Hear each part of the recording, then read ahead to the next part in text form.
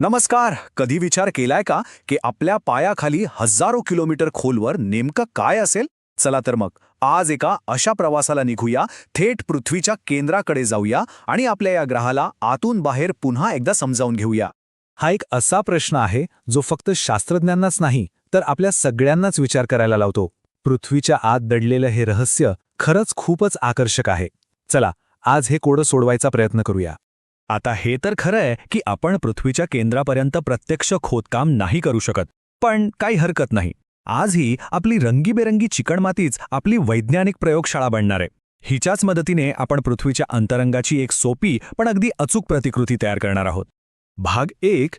तप्त गाभ्याची निर्मिती. तर मग आपल्या या निर्मितीची सुरुवात करूया थेट ग्रहाच्या हृदयातून, म्हणजेच त्याच्या गाभ्यापासून. तर हा गाभा म्हणजे नेमकं काय?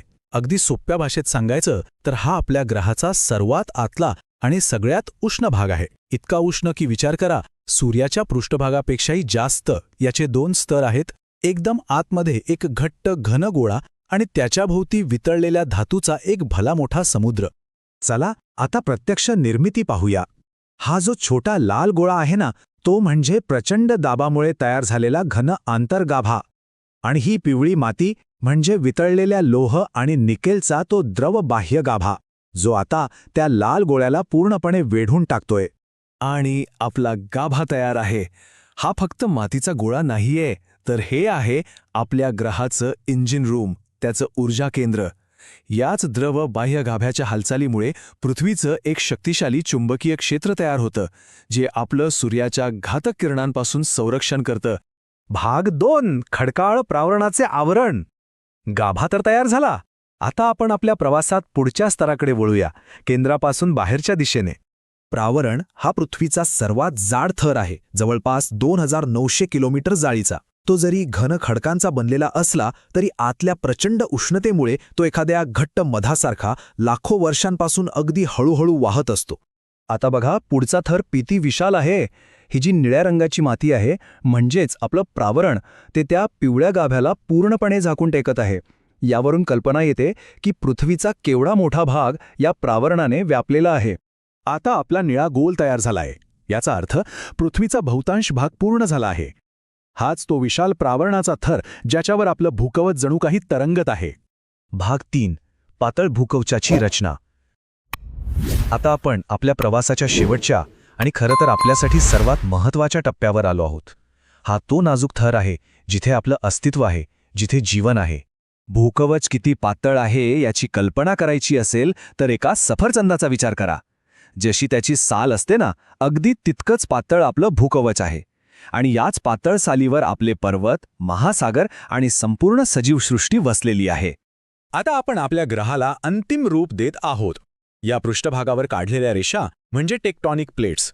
याच विशाल खडकांच्या तुकड्यांवर आपले खंड आणि महासागर आहेत. आणि जेव्हा या प्लेट्स एकमेकांना धडकतात किंवा सरकतात, तेव्हाच भूकंप आणि ज्वालामुखीसारख्या घटना घडतात. आणि अखेर आपली सुंदर पृथ्वी तयार झाली आहे. आपण आतून बाहेर येत पृथ्वीच्या प्रत्येक थराची यशस्वीपणे रचना केली आहे. बाहेरून तर आपला ग्रह खूप सुंदर दिसतोय, पण खरं रहस्य, खरी मजा आता आत दडली आहे. आपण हा सगळा खटाटोप का केला? तर आत काय आहे ते पाहण्यासाठी. चला तर मग हे रहस्य उघडूया. अरे वा, हे आहे आपल्या ग्रहाचं खरं अंतरंग.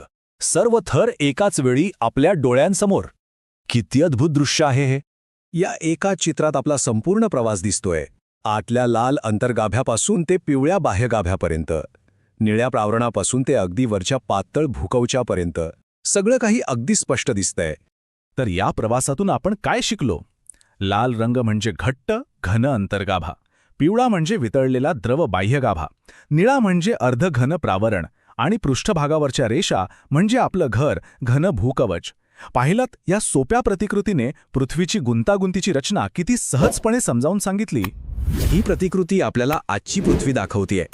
पण कधी विचार केला आहे की अब्जावधी वर्षांपूर्वी जेव्हा आपला ग्रह नुकताच जन्माला आला होता, तेव्हा तो कसा दिसत असेल आणि भविष्यात त्याचं रूप कसं बदलेल? विज्ञानाचा प्रवास कधीच संपत नाही. तो फक्त नवनवीन प्रश्नांना जन्म देतो. पुढचा प्रश्न कोणता असेल याचा विचार करायला आता हरकत नाही.